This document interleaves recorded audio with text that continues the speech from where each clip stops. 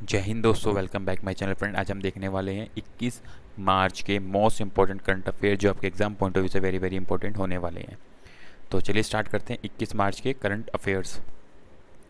Friend, question number first है, निम्नलिखित में से किस मंत्रालय ने देश की 13 प्रमुख नदियों के कायाकल्प के लिए परियोजना की घोषणा की है? तो कौन सा मंत्रालय जिसने ये घोषणा की है? तो राइट आंसर होगा ऑप्शन ए, पर्यावरण जल वायु परिवर्तन मंत्रालय ने। ठीक है ना। तो पर्यावरण और जलवायु परिवर्तन मंत्रालय ने घोषणा की कि जो 13 प्रमुख नदियां हैं उनमें अब हम कायाकल्प करेंगे और आने वाले समय में उन नदियों के द्वारा हम किस तरीके से लोगों की आजीविका साधन बना सकते हैं, तो उन सब चीज़ों पे ये कार्य करने वाले हैं। ठीक है ना। तो जो मुख्य मुख्य नदियां हैं वो कौन सी है? जैसे कि हम हिमालय नदी अब जानते हो, तो झेलम होगी, चिनाब होगी, रवि होगी, व्यास होगी, सतलुज होगी, यमुना नदी और ब्रह्मपुत्र नदी, ये जो हिमालय नदियां हैं। और ढक्कन की जो या हम प्रायद्वीप की नदी बोलें वो है नर्मदा, गोदावरी, महानदी, कृष्ण नदी, कावेरी नदी, लूनी नदी। ये क्या है? ढक्कन की नदियां, मतलब कि प्रायद्वीप की नदियां हैं। इसके अंदर एक चीज़ याद रखना, जो नर्मदा नदी है वो कहाँ पे, जो ये सारी नदियाँ हैं वो कहाँ गिरती है? पश्चिम बंगाल नहीं, बंगाल की खाड़ी में गिरती हैं। और जो नर्मदा नदी एक ऐसी है जो पश्चिम की साइड, जो कि अरेबियन सी में गिरती है। ठीक है ना। ये वेरी वेरी इंपॉर्टेंट, इसको याद रखना कि ये जो ऐसी नदी है जो अरेबियन सी में गिरती है, बाकी ये सारी ये वेस्ट बंगाल की खाड़ी में गिरती हैं सारी नदियाँ। ठीक है ना। तो याद रखना, काफ़ी बार एग्जाम में क्वेश्चन आता है कि इनमें से कौन सी नदी अरब सागर में गिरती है, तो उसका ध्यान रखना आपको, नर्मदा नदी का। ठीक है ना। और बाकी इन सब नदियों में अब कार्य किया जाएगा ताकि इन नदियों को डेवलप करके, और किस तरीके से वेस्टर्न, आपने कल्चर देखा होगा, वेस्टर्न कंट्रियों में देखा होगा, वहाँ पे नदियों के माध्यम से भी काफ़ी ज़्यादा चीज़ें की जाती हैं। जैसे गंगा नदी में भी हम आजकल देखा होगा तो बोटिंग वगैरह जैसे सिस्टम चालू किए गए हैं। तो इन्हीं नदियों को साफ़ सुथरा कैसे रखा जाए और इनके अंदर किस तरीके से आजीविका का साधन कैसे निकाला जाए, उन सब चीज़ों पे कार्य किया जाने वाला है। ठीक है। तो याद रखना, पर्यावरण और जल वायु परिवर्तन मंत्रालय द्वारा ये घोषणा की गई है। बाकी यहाँ पे जो भी इंपॉर्टेंट चीज़ें लिखी हैं आपको पढ़ लेनी है। ठीक है ना। ये वीडियो ज़्यादा लंबी ना बने, इसलिए मैं ये सब चीज़ों को नहीं पढ़ सकता हूँ यहाँ पे। ठीक है फ्रेंड्स, तो आपको पढ़ना है और नोट डाउन कर लेना है। ठीक है फ्रेंड, यहाँ पे कुछ एडिशनल इन्फॉर्मेशन लिखी गई है जो कि आपको पढ़नी है। ठीक है फ्रेंड, सेकंड क्वेश्चन है, वेरी वेरी इंपॉर्टेंट, ध्यान रखना। भारत में सबसे कम मातृ मृत्यु अनुपात 30/1 लाख जीवित जन्म दर्ज के साथ कौन सा राज्य पहले स्थान पर आया है? ठीक है ना। 1 लाख पर 30 से भी कम, जहाँ पे प्रति 1 लाख पर जन्म हुए बच्चों का, मतलब मृत्यु नहीं, 30 से भी कम की मृत्यु पर 1 लाख पे जो जन्म बच्चे, उस कौन सा राज्य जिसने इस पहला स्थान हासिल किया इस चीज़ में? तो फ्रेंड वो कौन सा राज्य बना? केरल। ठीक है ना। केरल में क्या हुआ है कि 1 लाख बच्चे जन्मे हुए, वहीं पे 30 बच्चों की मृत्यु दर्ज की गई। और ये राज्य केरल है जिसने ये आंकड़ा छुआ है। ठीक है। तो आपको ध्यान रखना है कि परिभाषा इंपॉर्टेंट है, क्योंकि कई बार मातृ मृत्यु दर की परिभाषा पूछ लेते हैं। तो 1 लाख पर्टिकुलर अवधि में या पर्टिकुलर समय में 1 लाख जीवित बच्चों में कितने की मृत्यु हुई है, उसे हम मातृ प्रति 1 लाख जीवित जन्म, यानी कि मातृ मृत्यु अनुपात या रेशियो में हम इसको दर्ज करते हैं। तो केरल राज्य ने इसमें पहले स्थान हासिल किया है, वहीं पे तेलंगाना और महाराष्ट्र सरकार ने दूसरे तीसरे स्थान पे इसको हासिल किया है। ठीक है। तो याद रखना, केरल पहले स्थान पर है इसमें। बाकी यहाँ पे इंपॉर्टेंट डाटा दिया गया है, लिखा गया है, जो आपको भी पढ़ लेना है। और साथ में आपको ये परिभाषा पढ़ लेनी पूरी, ताकि कहीं से अगर इस तरह क्वेश्चन आए कि इसका अर्थ क्या है, इसकी क्या परिभाषा, किस तरीके से उसको क्राइटेरिया में नापा जाता है, देखा जाता है, तो आपको ये पता होना चाहिए। ठीक है। आप ये देख सकते हो डिफरेंट डिफरेंट राज्यों में किस किस प्रदर्शन करें, केरल, महाराष्ट्र, तेलंगाना, तमिलनाडु, आंध्र प्रदेश, झारखंड, गुजरात। तो किस किस तरीके ने किस किस ने कैसा कैसा प्रदर्शन किया है, यहाँ पे सारा डाटा लिखा गया है, जो कि आपको एक बार ये पढ़ लेना है। ठीक है फ्रेंड्स। अधिकतम गिरावट कहाँ पे वो भी लिखा गया है। तो ये सब चीज़ें आपको एक बार रीड आउट कर लेनी है, पढ़ लेनी है, नोट डाउन कर लेनी है। फ्रेंड, क्वेश्चन नंबर थर्ड है, 11 circle fit fantasy gaming platform के लिए शुभम गिल और किस खिलाड़ी को नया ब्रांड एम्बेसडर नियुक्त किया गया फ्रेंड? तो राइट आंसर होगा ऑप्शन सी, ए, ऋतुराज गायकवाड़ को माइस 11 सर्कल फैंटेसी गेमिंग प्लेटफॉर्म का नया ब्रांड एम्बेसडर चुना गया है। शुभम गिल के साथ अब ये भी इनकी ब्रांड एम्बेसडर बन चुके हैं। ठीक है friends. Friend, question number fourth है, गंगा से किस नदी तक जाने वाला एमवी राम प्रसाद बिस्मिल अब तक का सबसे लंबा जहाज बन गया है? गंगा और किस नदी का यूज़ करके ये जहाज ने पार किया है? तो फ्रेंड राइट आंसर होगा ऑप्शन ए, ब्रह्मपुत्र नदी। ठीक है ना। अब हम क्या कर रहे हैं, हम अब जल मार्ग को विकसित कर रहे हैं ताकि हम ज़्यादा से ज़्यादा अपने चीज़ों को यूज़ करें और अपने जल मार्ग का यूज़ करें, और उसके द्वारा भी हम चीज़ों को अब एक सप्लाई चेन का काम बना सके, ठीक है ना। तो ये सबसे बड़ा जहाज़ था जिसने गंगा नदी से ब्रह्मपुत्र नदी तक जाने के लिए एम.वी. रमा प्रसाद शिप बिस्मिल अब तक का सबसे लंबा जहाज बनाई है, ठीक है ना। तो जिसके बता रहे 2.1 मीटर के मसौदे से लदा 90 मीटर से लंबा और 26 मीटर चौड़ा ये फ्लोटिया से 15 मार्च 2022 को ये उपलब्धि से प्राप्त की है। तो वेरी वेरी इंपॉर्टेंट है ऐसी चीज़ें जो हम कर रहे हैं, ठीक है ना। ये हमारे आने वाले टाइम के लिए वेरी वेरी इंपॉर्टेंट होगा कि किस तरीके से हम अपने जल मार्ग को विकसित कर रहे हैं, ठीक है ना। जैसे आपने वेस्टर्न कंट्रीज़ में देखा होगा उनके जल मार्ग किस तरीके होते हैं, तो वैसे ही हम अपने इन जल मार्ग का यूज़ करके हम लोगों तक चीज़ों का पहुँचाया जा सके, सप्लाई चेन अच्छी हो सके, हम इन सब चीज़ों पर काम कर रहे हैं, ठीक है फ्रेंड्स। तो इंपॉर्टेंट है, याद रखना ब्रह्मपुत्र नदी का भी यूज़ किया गया है इसमें, ठीक है। बाकी यहाँ पे एडिशनल इन्फॉर्मेशन लिखी गई है जो आपको सब जोड़ दी गई है यहाँ पे, ठीक है फ्रेंड्स।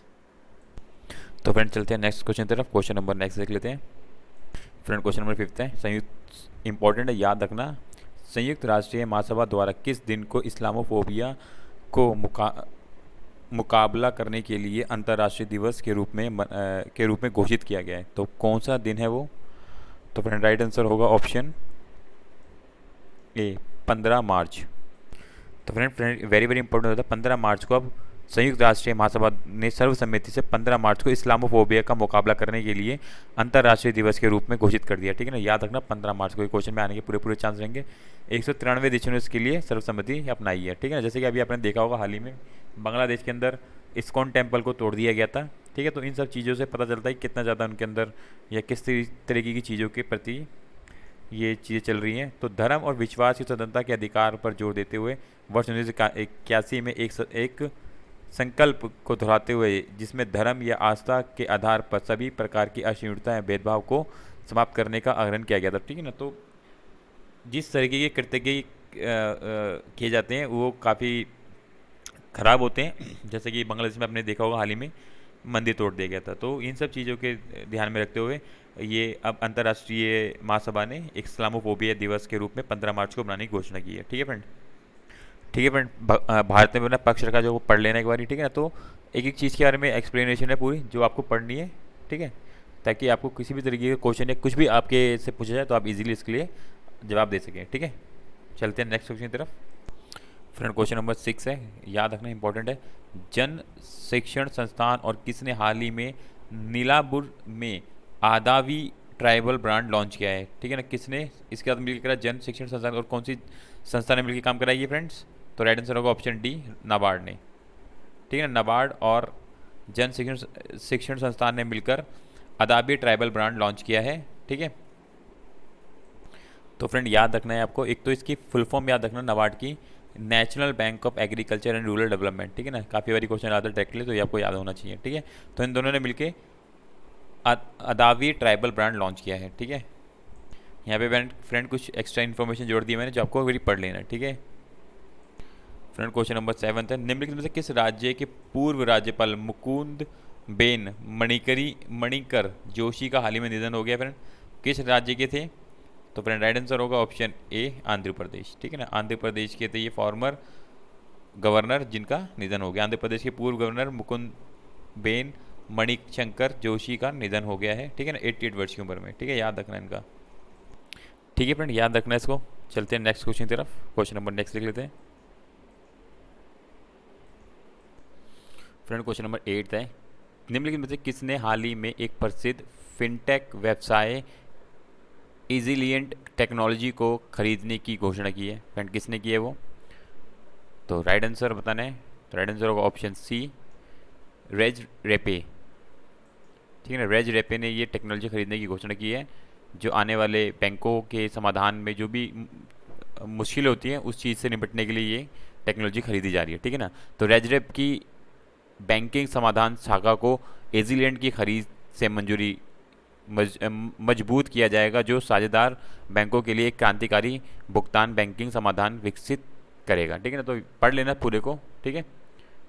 तो ये काम रेजरेप करने वाला है, ठीक है फ्रेंड। पूरी इन्फॉर्मेशन जोड़ी गई है जो आपको एक पढ़ लेनी है और रीड आउट कर लेनी है और इवन नोट डाउन कर लेनी है इसको, ठीक है, ठीक है friends. Friend question number 9 very very important क्या है, याद रखना, कौन मार्च 2022 में 103 अरब डॉलर की संपत्ति के साथ एशिया का सबसे अमीर व्यक्ति बन गया फ्रेंड? आप सब जानते होंगे, मुकेश अंबानी। ठीक है, 103 अरब डॉलर के साथ एशिया के सबसे अमीर ये बन चुके हैं। अगर हम बात करें Amazon.com इंक के कार्यकारी अध्यक्ष जेफ बेजोस 188 बिलियन डॉलर की कुल संपत्ति के दूसरे स्थान पर हैं। ठीक है, वैसे ये तो हम एशिया में बने हैं। क्या नाम है?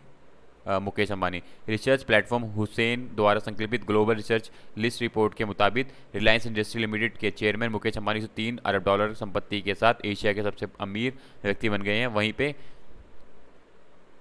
अगर हम बात करें अमेजॉन के अध्यक्ष की, तो जेफ बेजोस वो पहले स्थान पर हैं। ठीक है, दूसरे स्थान पर लिखा है पर पहले स्थान पर है पूरे वर्ल्ड में। ठीक है, जेफ बेजोस। ठीक है फ्रेंड्स, तो सबसे अमीर व्यक्ति एशिया के मुकेश अंबानी बन चुके हैं। फ्रेंड ये देख सकते हो, सॉरी, एलोन मस्क पहले स्थान पे हैं। आप देख सकते हो पूरी लिस्ट है, ये वर्ल्ड की लिस्ट है। एलोन मस्क पहले स्थान पे है जिनकी संपत्ति है 205 बिलियन। ठीक है, फिर जेफ बेजोस आते हैं सेकंड स्थान पे 188 बिलियन के साथ। ठीक है, तो यहाँ पे सारे के नाम दे चुके हैं। जो मुकेश अंबानी वर्ल्ड के अंदर 9वें स्थान पे आते हैं, आप देख सकते हो। ठीक है ना, इनका 9वें स्थान पे वैसे नाम है और एशिया में नंबर 1 पे हैं ये। ठीक है फ्रेंड, क्वेश्चन नंबर 10 है, इंपॉर्टेंट है, याद रखना। ग्लोबियल बोरिक फ्रंट को हाल ही में किस देश का नया और 36वां राष्ट्रपति नियुक्त किया गया है फ्रेंड? तो किस देश के बने हैं ये है राइट आंसर ऑप्शन डी, चिली के।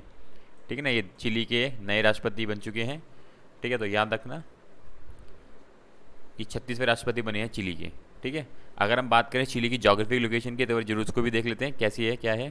तो आप देख सकते हो ये चिली की जोग्राफिकल लोकेशन है। ठीक है, तो आपको पता होना चाहिए किस तरीके की जोग्राफिकल लोकेशन है, पूरी चिली की है, ये पूरा चिली का जोग्राफिकल लोकेशन है। ठीक है, ये एंडी सबसे लंबी श्रृंखला जो है वर्ल्ड की, ये पूरी एंडी श्रृंखला है, आपको याद रखनी है। ठीक है, अंटार्कटिक ओशियन, पैसिफिक ओशियन। ठीक है, तो फ्रेंड ये 10 क्वेश्चन थे करंट अफेयर से जो आपको नोट डाउन कर लेने हैं। और इस तरह की वीडियो के लिए फ्रेंड चैनल को सब्सक्राइब, बेल आइकन क्लिक करें ताकि आपको time to time current affairs की वीडियो मिलती रहे। So thank you for watching my video. Bye, thank you friends.